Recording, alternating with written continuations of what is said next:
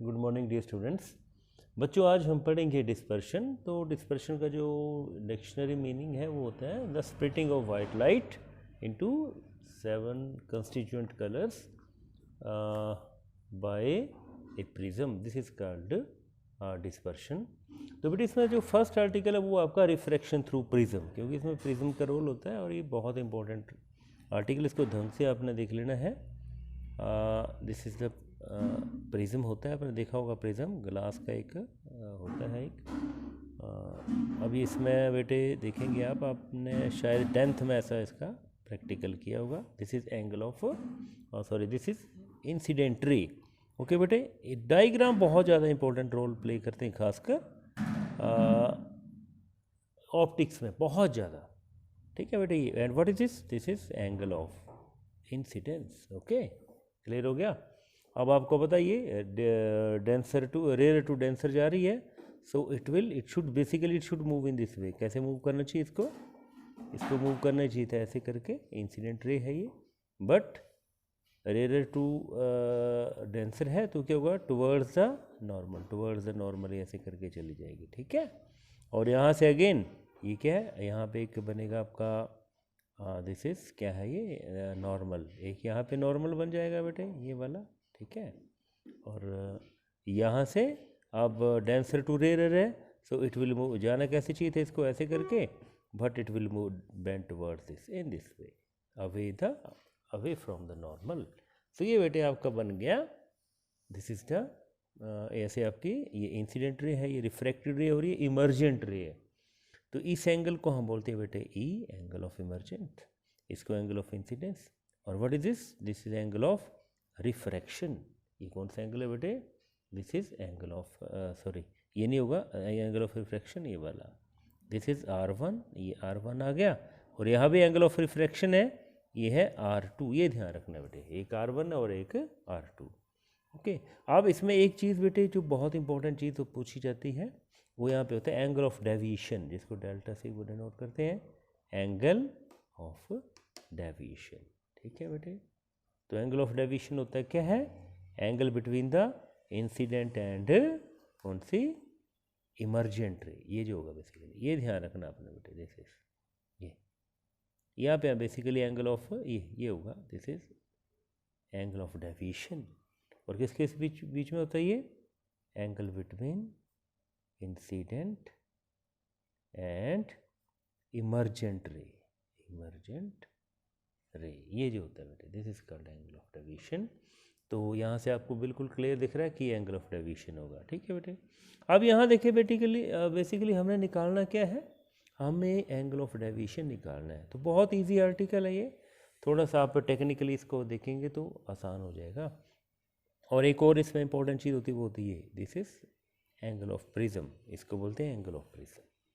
ठीक है, अब बच्चों इसमें देखो आपको जो दिए हुए हैं यहाँ पर, इसको ए पॉइंट माना हुआ है, इसको बी माना है, इसको सी माना है। ठीक है बेटे, यहाँ पे आपको एंगल दिए गए हैं, यहाँ पे ABCD, और यहाँ पर एक और आपको दिया गया है, दिस इज कॉल्ड क्यू, ये क्यू पॉइंट माना हुआ है, एंगल ऑफ ये पॉइंट ऑफ इंसिडेंस, और ये पॉइंट माना हुआ है R। जो आपके नोट्स में मैं वही यहाँ पर आपको वही पॉइंट दे रहा हूँ, तो इस पॉइंट को माना गया है R, दिस इज R, ये वाला पॉइंट जो। ठीक है बेटे, तो यहाँ देखेंगे बेटे अब आप कि हमारा जो एंगल ऑफ डेविएशन है वो किसके बराबर होगा, डेल्टा इज इक्वल टू, अगर हम ये ट्राइंगल लें, इस ट्राइंगल में देखें तो exterior angle will be equal to sum of interior angles. ठीक है, कौन सी इसमें प्रॉपर्टी लगेगी, exterior angle is equal to sum of interior angles.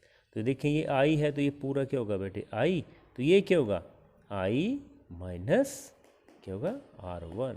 ठीक है, ये हो गया प्लस, तो ये क्या एंगल होगा प्लस, ये पूरा एंगल यहाँ से यहाँ देखा जाए तो ये क्या होगा, पूरा यहाँ से लेकर यहाँ तक E होगा, तो यहाँ से R2 माइनस कर देंगे, E माइनस R2। ये बेटे इसमें मेन कंसेप्ट, बस ये जो फर्स्ट है ये आपको समझ आ गया, तो वेरी इजीली, इसमें कोई प्रॉब्लम वाली बात नहीं है। ये वाला एंगल होगा I माइनस R1, और ये वाला एंगल होगा I, और होगा क्यों, एक्सटीरियर एंगल, यहाँ लिख देता हूँ मैं, exterior angle in a triangle is equal to sum of interior angles. ये बेटे आपका लग गया ट्राइंगल की प्रॉपर्टी लग गई। ओके, तो I think it is clear.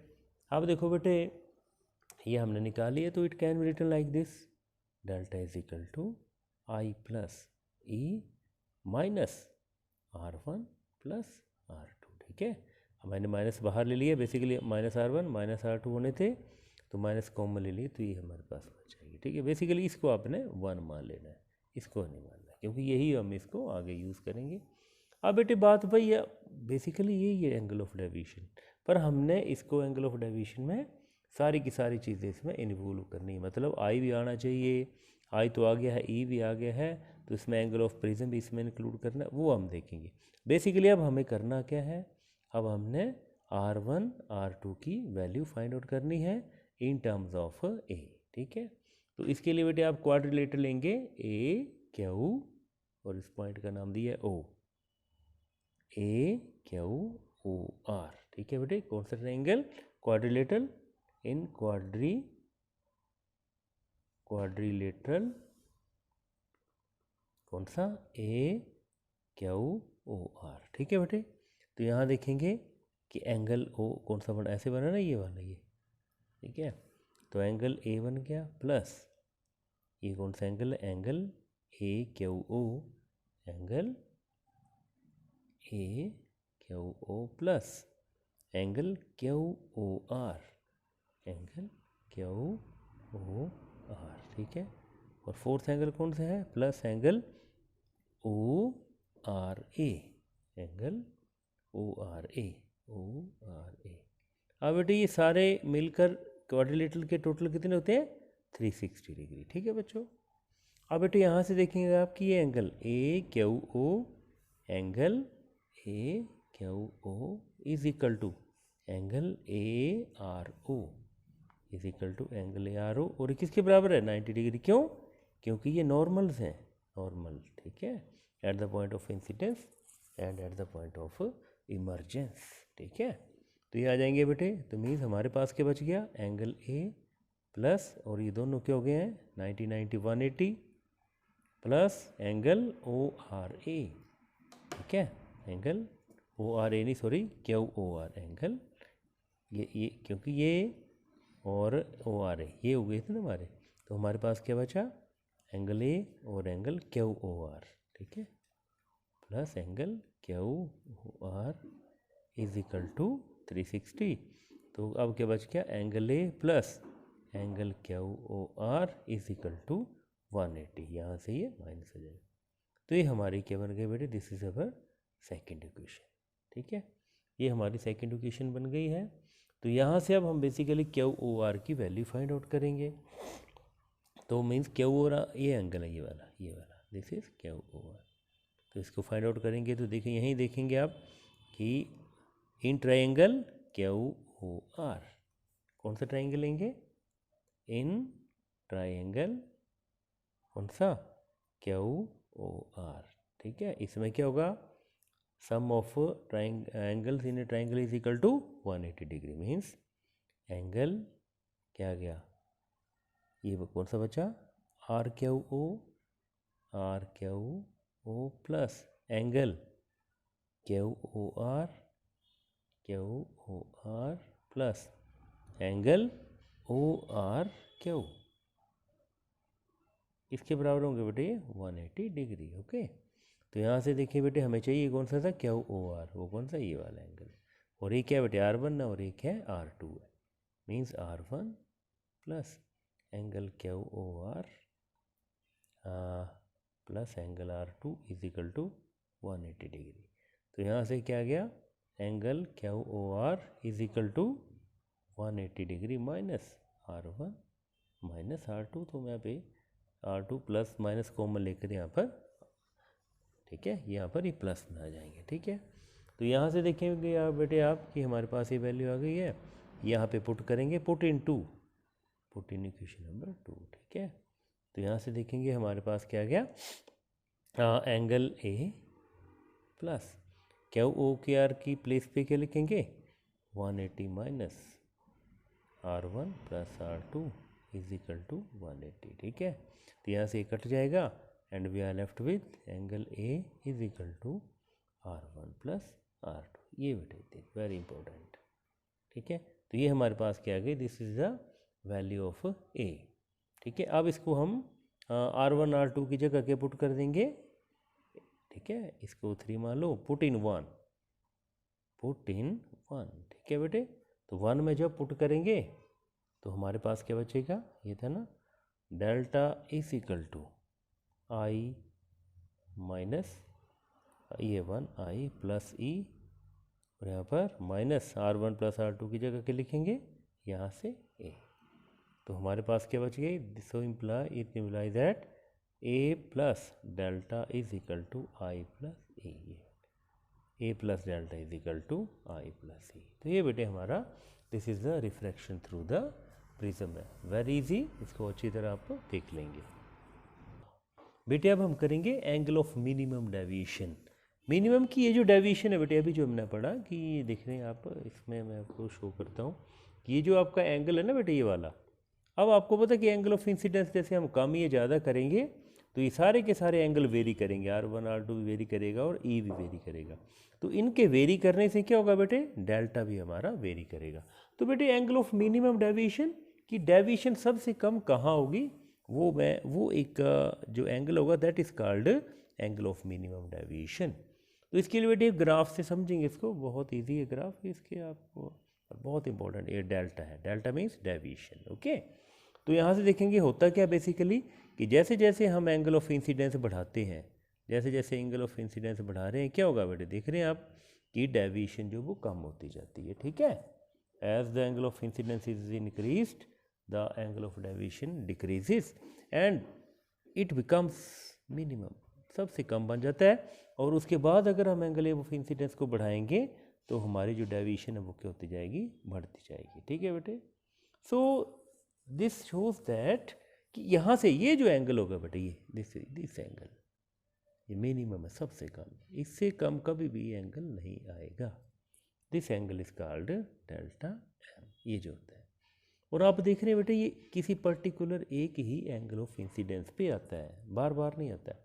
बाकी जैसे यहाँ पे देख रहे हैं आप कि यहाँ पे एक आई की वैल्यू कुछ और होगी और यहाँ पर एक आई की वैल्यू कुछ और होगी, मीन्स डिफरेंट वैल्यूज ऑफ आई पे देख रहे हैं आप एक ही एंगल ऑफ, है ना बेटे, यहाँ पे एक एंगल ऑफ डेविएशन के लिए 2 एंगल ऑफ इंसिडेंस आ रहे हैं, यहाँ पे भी, यहाँ पे ये भी है ना।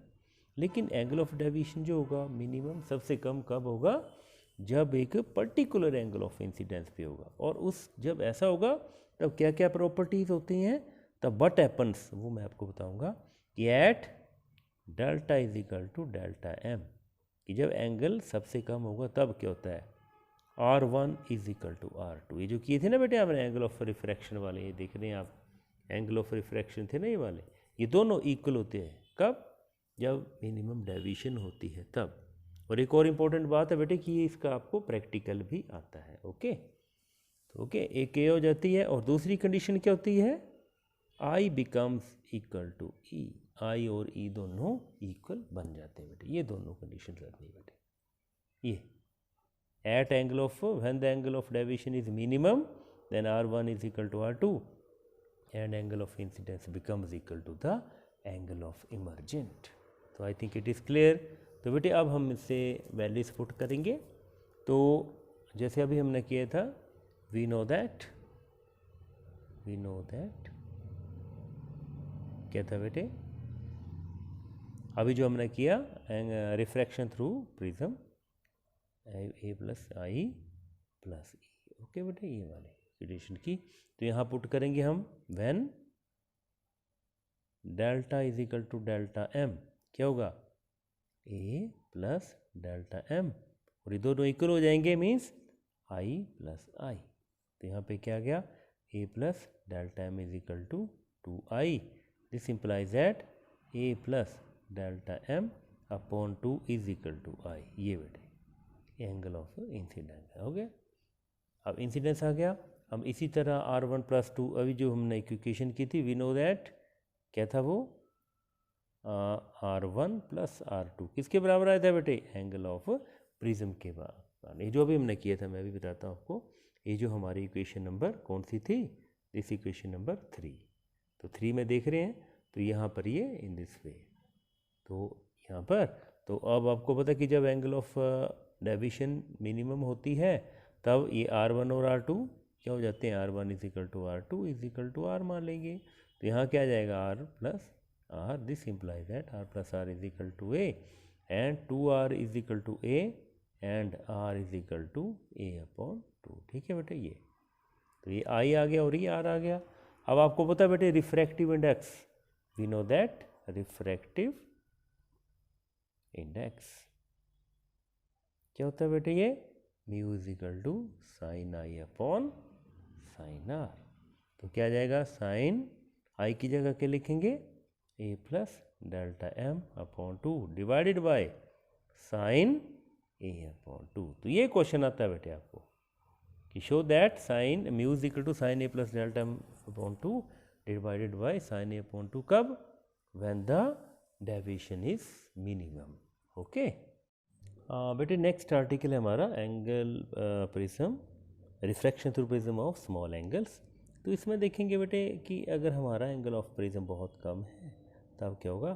तो दो चीज़ें आपने ध्यान रखनी, जैसे एंगल ऑफ इंसिडेंस है तो ये क्या होगा, दिस इज रिफ्रैक्टेड रे एंड दिस इज इमर्जेंट रे। ठीक है बेटे, तो यहाँ से क्या था बेटे हमारा, दिस इज एंगल ऑफ ई, और यहाँ पे दीज आर द क्या थे, ये दीज आर द नॉर्मल्स। ये क्या है, नॉर्मल्स। ओके, ये क्या आ गया का ई आ गया, ये क्या आ गया I, and what is this R1 and what is this R2। ठीक है, तो अब बेटे वेरी इजी है। अब हमें पता है कि म्यू इज इक्वल टू क्या होता है, sine I upon sine R. ठीक है, कहाँ पे, at the angle of prism. ये होता है हमारा sine I upon sine R according to the law of refraction. अब आपको पता है बेटे when the angles are small, आपको मैंने कई बार बताया भी है, if the angles are small, ये आपने बार बार यूज़ होती है, ध्यान रखना है। जब angle means angle is very small approaching to 0, then sine theta is equal to theta होता है, और टेन थीटा भी इक्वल टू थीटा होता है, और कोस थीटा होता है 1। ये ध्यान रखना है बेटे आप।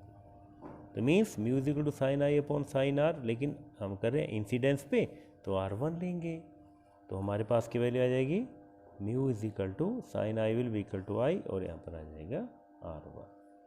सो यहाँ से क्या आ गया, I is equal to mu into R1। ठीक है बेटे, ये हमारी फर्स्ट इक्वेशन आ गई। इसी तरह at the side of emergence, तो इमरजेंस में क्या होगा बेटे, यहाँ पर mu will be equal to sine E upon sine R2। ठीक है, वही बात, as the angles are very small, mu is equal to, this implies that mu is equal to E upon R2। यहाँ से क्या आ गया, ई की वैल्यू आ गई म्यू इंटू R2। ठीक है बेटे, ये हमारी आ गई सेकेंड इक्वेशन। ओके, तो अब हमारे पास जो इक्वेशन है, बट कौन सी थी, जो reflection through the prism, A plus delta is equal to I plus E. तो क्या आएगा यहाँ पर, A plus delta is equal to I की जगह क्या लिखेंगे, म्यू R1 प्लस, और ई की जगह म्यू R2। ठीक है, तो हमारे पास आ गया A plus delta is equal to mu R1 plus R2। ठीक है बेटे, बट अभी हमने किया था रिफ्रैक्शन थ्रू प्रिज्म कि ए इज इक्वल टू क्या आता था, R1 प्लस R2। तो इस इक्वेशन में पुट करेंगे तो हमारे पास क्या आएगा, A plus delta is equal to mu into A. ठीक है, यहाँ पर हमारे पास क्या आएगा, कैसे यहाँ पे A plus delta is equal to, और यहाँ पर म्यू ए आ जाएगा। अब इसको इस साइड ले आएंगे, delta is equal to mu A minus A, तो क्या बच जाएगा, delta is equal to mu minus 1। तो ये बेटे हमारे पास एक कब आती है ये condition, when the angle of prism is very small. तो वेरी इजी बेटे, कोई इसमें प्रॉब्लम वाली बात नहीं है। हाँ, तो नेक्स्ट है बेटा हमारा, तो बेटे डिस्पर्शन में होगा क्या, बेसिकली यहाँ से एक वाइट लाइट होगी, वाइट लाइट। ठीक है, और बेसिकली होता क्या है, ये इन दिस वे से जाएगी, इन दिस वे से यहाँ पे, और इट विल बेसिकली ये it will split up into 7 constituent colours. और यहाँ से दोबारा ऐसे करके this way.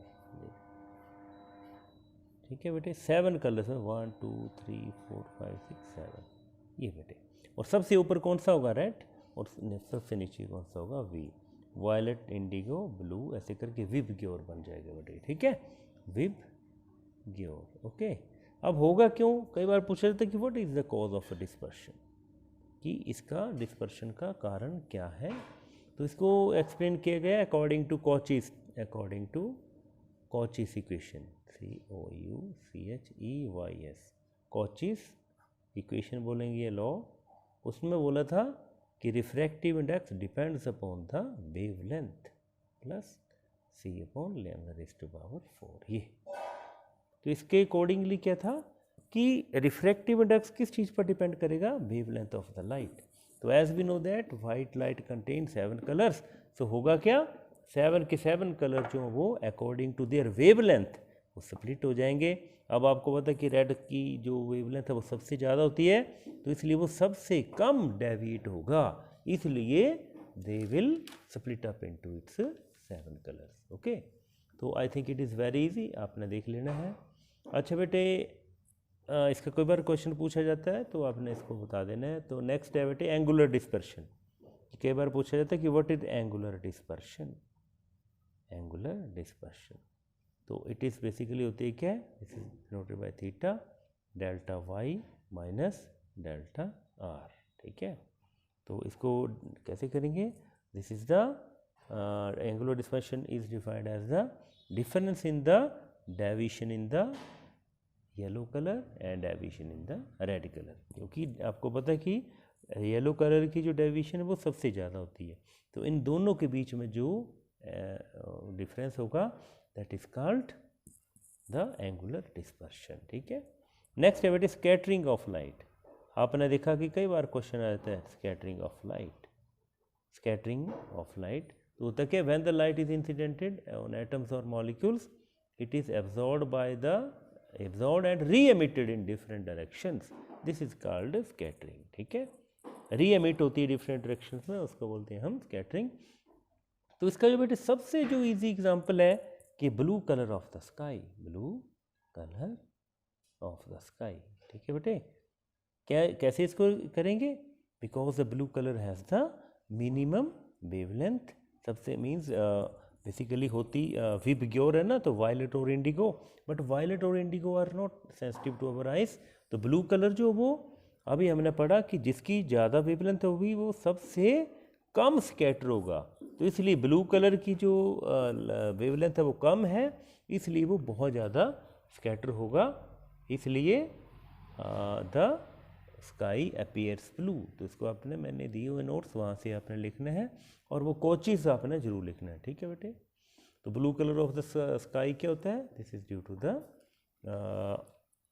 Because of its wavelength it's scattered very large according to Cauchy's equation, आपने जरूर लिखनी है। ठीक है, एक और चीज़ है बेटे आपको very interesting, the sun appears red, कब बेटे? During sunrise and during sunset. ठीक है बेटे, ये क्यों होता है? क्योंकि आप इसको मैं डायग्रामेटिकली समझाता हूँ। तो यहाँ पे जैसे मॉर्निंग में यहाँ होगा और शाम को यहाँ होगा, तो बेसिकली ये क्या होता है? What is this? This is the atmosphere. आप देखेंगे ये क्या अर्थ है बेटे? This is earth. अब देखेंगे आप कि during the morning and during the evening, इसको क्या बहुत ज़्यादा, it has to cover maximum distance in the atmosphere. तो एटमॉस्फेयर में ज़्यादा डिस्टेंस कवर करना पड़ता है, इसलिए रेड कलर की जो वेवलेंथ है वो सबसे ज़्यादा होती है। सो सारे के सारे कलर जो वो स्कैटर हो जाते हैं except red, that is why the sun appears red और ऑरेंज ड्यूरिंग द सनराइज और ड्यूरिंग सनसेट। ठीक है बेटे, अच्छा एक और बात है इसमें कि थर्ड है इसका, कलर्स आर जनरली वाइट। जो क्लाउड्स हैं, क्लाउड्स अपीयर वाइट। अच्छा बेटे, क्लाउड कब होते हैं white? It is because the particles like water vapour and dust particle scatter the light, की लाइट को वो स्कैटर कर देते हैं, इसलिए वो हमें वाइट अपेयर होते हैं। लेकिन कई बार देखा होगा कि क्लाउड्स जो बेटे वो डार्क लगते हैं हमें। तो डार्क किस लिए लगते हैं? क्योंकि डार्क क्लाउड्स वो होते हैं which contains a maximum amount of water, तो इसलिए वो लाइट को पास नहीं होने देते हैं। इसलिए वो जो क्लाउड्स हैं अपीयर्स क्या होते हैं? Clouds appear dark. कब? जब उसकी डेंसिटी बहुत ज़्यादा होती है, डेंसिटी बड़ी ज़्यादा होती है, मीन्स उसमें बहुत ज़्यादा वाटर कंटेन होता है। एक और है बेटे रेनबो। तो रेनबो का क्या कारण है? Rainbow is also due to the dispersion. Rainbow भी डिस्पर्शन के कारण है। ठीक है, होता है क्या है रेनबो? द कलर्ड आर्क्स और the spectrum of white light from the sun in the form of bow seen immediately after the rain when the sun is behind the observer is called rainbow. So beta, this was all about the dispersion. So I think it is clear to you. If you have any problem you can call me. Okay, thanks.